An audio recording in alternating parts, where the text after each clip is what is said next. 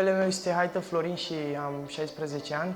Locuiesc în Pantelimon și prima oară am jucat pe stradă cu prieteni și mi-am dorit foarte mult să joc la o echipă de fotbal. Am venit prima oară la fotbal la Sport Team.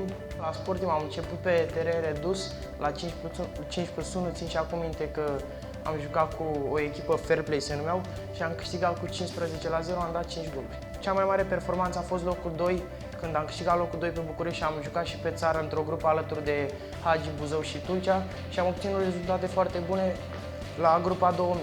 Prima oară am jucat mijlocaș de bandă stânga-dreapta și acum joc mijlocaș central sau în spatele atacantului. Trebuie să fii foarte concentrat la postul de mijlocaș central, să coordonezi jocul echipei, să dai ultima pasă, să fii foarte atent să nu pierzi mingea în momentele importante. Nu avem obiectiv neapărat să câștigăm toate meciurile, trebuie să jucăm bine în fiecare meci. Asta contează cel mai mult, nu contează neapărat să câștigi sau să pierzi. Contează să joci bine de la meci la meci, să crești.